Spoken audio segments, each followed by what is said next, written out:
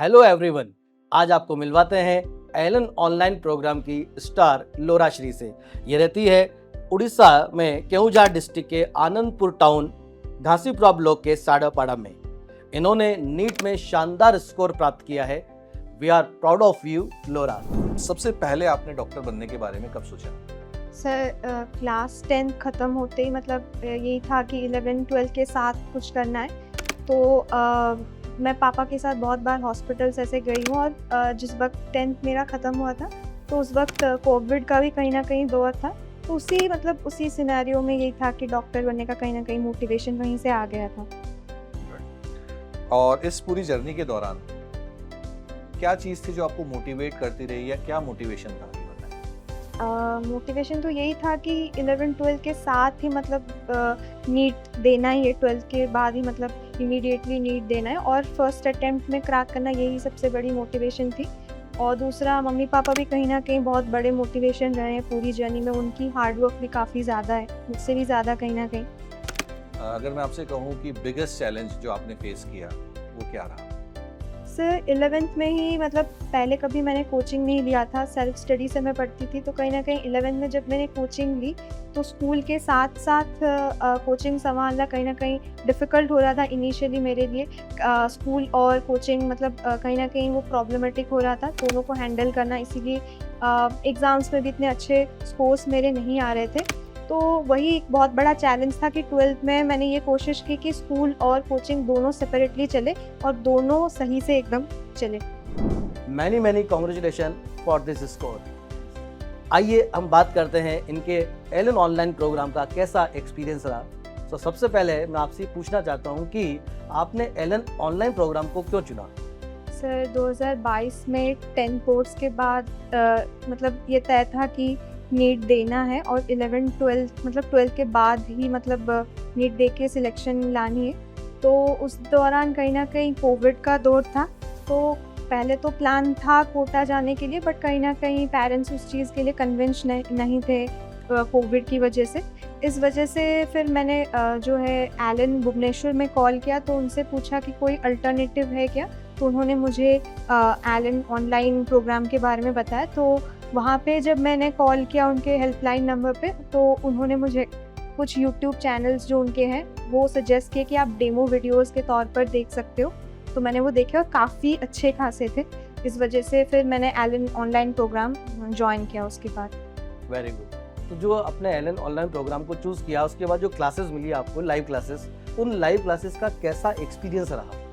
Sir काफ़ी अच्छा experience था, लगा ही नहीं कभी मतलब हम ऑनलाइन क्लास करें। बहुत ज़्यादा इंटरेक्टिव क्लासेस थे, ऑफलाइन क्लासेस के जैसे ही लगते हैं। और कोटा फैकल्टीज से पढ़ना एक बहुत बड़ी बात होती है।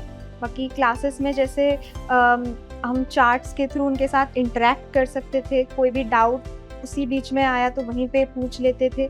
और टीचर्स भी मतलब ऐसे जोक्स या फिर अच्छी खासी बातें करके मतलब बच्चों को मोटिवेट करते रहते थे क्लासेस में। यानी कि इंटरेक्टिव क्लासेस रही। और जैसे कोई टफ कॉन्सेप्ट आता है तो जो स्टडी टूल्स यूज़ किए जाते हैं तो उनका कैसा हेल्पफुल रहा आपके साथ में?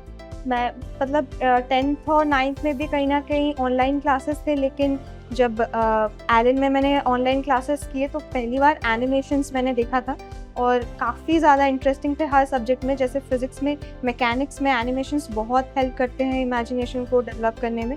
और बायोलॉजी में भी जैसे ह्यूमन फिजियोलॉजी के चैप्टर्स में जो एनिमेशंस थे एलन डिजिटल के प्लेटफॉर्म की बहुत ही अच्छे खासे थे। जब हम तैयारी कर रहे होते हैं, पढ़ रहे होते हैं, टेस्ट दे रहे होते हैं तो कभी हमारी परफॉर्मेंस अप होती है, कभी डाउन होती है, यानी कि मार्क्स वेरी करते रहते हैं। तो जब कभी डाउन होते थे मार्क्स तो क्या आप सोचते थे, उससे कैसे ओवरकम करते थे, बताइए? सर माइनस और मेजर्स को मैंने मेनली मॉक टेस्ट के तौर पर लिया है। तो कभी मैं जैसे टीचर हमें पहले से ही बताते थे कि बहुत ज़्यादा सीरियस भी नहीं होना इन मार्क्स को लेके, ये एग्जैक्टली आपके नीट स्कोर को नहीं बताने वाले। तो कंसिस्टेंटली गलती होती भी थी तो मैं एफर्ट्स डालती रहती थी, भले ही मतलब मार्क्स कम आ रहे कंटिन्यूसली। इवन बहुत बार ऐसा हुआ है कि कंटिन्यूस एग्ज़ाम्स में भी मार्क्स कम आते थे। तो बहुत ज़्यादा डिमोटिवेट मैं कभी नहीं हुई हूँ, बट कहीं ना कहीं वो एक कंसिस्टेंसी मेंटेन करके रखती थी कि आगे जाके सेम गलती ना दोहराई जाए। तो इतना कुछ पढ़ने के लिए टाइम भी मैनेज करना होता है, स्कूल भी आप जाते हैं, तो टाइम मैनेजमेंट आप किस तरह से करते थे, ये बताइए। सर जैसे स्कूल मेरा जनरली होता था 10 से 4 के बीच में, उस वक्त मैं अपने साथ मॉड्यूल्स भी ले जाती थी क्योंकि क्लासेस में कभी कभी फ्री पीरियड्स में हमें मिल जाते, तो हमें जैसे डेली मिलते थे मॉड्यूल सॉल्व करने के लिए वहीं पे कर लेती थी। तो मैक्सिमम क्वेश्चन प्रैक्टिस स्कूल के साथ साथ ही हो जाता था। फिर जब आती थी मैं क्लासेस के लिए तो मेरा मेन फोकस रहता था जैसे 4 बजे से लेके 8 साढ़े 8 बजे तक हमारे क्लासेस होते रहते, तो उन्हें तो एकदम फोकस से मैं देखती थी। बाकी 8:30 बजे से थोड़ा एक गैप लेके फिर दोबारा से 9:30 या 10 बजे से मेरी शुरू हो जाती थी दोबारा से रिवीजन की जर्नी, या फिर दोबारा से और कोई नया चैप्टर डील करना या फिर पुराने चैप्टर्स रिवाइज करने हो, तो वो 10 से लेके कभी कभी 2-3 बजे तक चली जाती थी। फिर स्कूल होता था इसलिए जल्दी ख़त्म भी करना होता था। फिर सुबह उठ के थोड़ा बहुत रिवीजन करके वापस स्कूल शुरू हो जाती थी। इनिशियली टाइम मैनेजमेंट थोड़ा डिफ़िकल्ट था स्कूल और कोचिंग के साथ साथ, बट जैसे जैसे 12th आगे बढ़ता गया कहीं ना कहीं वो एक हैबिचुएटेड हो गया। ऑनलाइन के बारे में क्या आपकी और पेरेंट्स की सोच रही, ये बताएं। शुरुआत में सर जैसे मैंने बताया कि 11th में एलन डिजिटल के लिए मुझे ज्वाइन करना है, तो वो इमीडिएटली राज़ी हो गए क्योंकि एलन के बारे में सबने बहुत सुना है। उसके बाद पेरेंट्स का तो बहुत ही इम्पोर्टेंट रोल रहा है, मतलब मेरे मम्मी पापा मुझसे भी ज़्यादा हार्ड वर्क करते थे मेरे लिए। मेरे पापा सारे जो एग्ज़ाम्स होते थे हमारे मेजर्स और माइनस में मेरे साथ बैठते थे 3 घंटा 20 मिनट। मम्मी भी रात तक जागती थी 3 बजे तक, 2-3 बजे तक, तो काफ़ी ज़्यादा मोटिवेटिंग एटमॉस्फेयर रहा है घर में। क्या आपको कभी लगा कि इतना टफ कंपटीशन है, घर बैठकर मैं कैसे compete कर पाऊंगी, कभी ऐसा लगा? और अगर कभी लगा तो फिर इससे आपने कैसे ओवरकम किया? सर इनिशियली तो वही लगता है कि घर में बैठ के कोटा के लेवल की प्रिपरेशन कैसे हो पाएगी, बट धीरे धीरे जैसे मैं टीचर से बात करती गई, जैसे मेंटर से भी इवन, तो वो काफ़ी ज़्यादा मोटिवेट करते थे और धीरे धीरे जैसे जैसे स्कोर्स इम्प्रूव होते गए तो कहीं ना कहीं वो डर कहीं ना कहीं छूटता गया।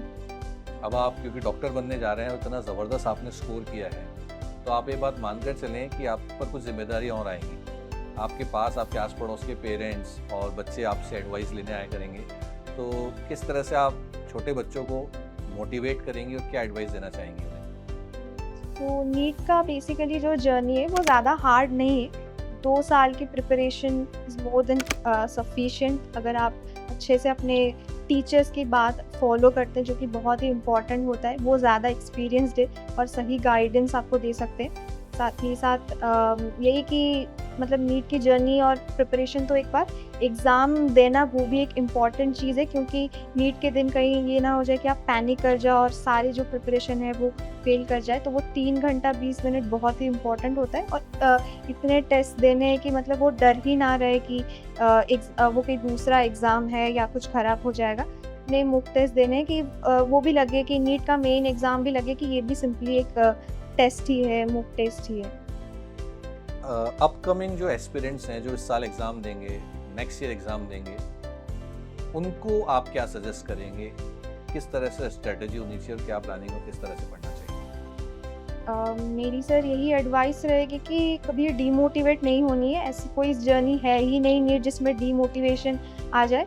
और साथ ही साथ अपने टीचर से टाइमली अपने डाउट्स क्लियर करने चाहिए। डाउट्स बहुत इंपॉर्टेंट होते हैं क्लियर करना, और एग्ज़ाम की एनालिसिस इसमें बहुत इम्पॉर्टेंट है। मतलब अपने मिस्टेक्स, गलतियां तो सबसे ही होती है, एग्ज़ाम्स में कम मार्क का ये बड़ी बात नहीं है। अपने डाउट्स को पाइल अप करना, मिस्टेक्स को पाइल अप करना, ये बड़ी बात है। तो टाइमली अपने टीचर से डिस्कशन करते रहें। साथ ही साथ अगर कोई भी डीमोटिवेशन, ऐसा डिप्रेशन, कुछ ऐसी चीज़ हो रही है तो अपने टीचर से या अपने पेरेंट्स से, जिनसे भी आप क्लोज हो, टाइमली बात करते रहिए।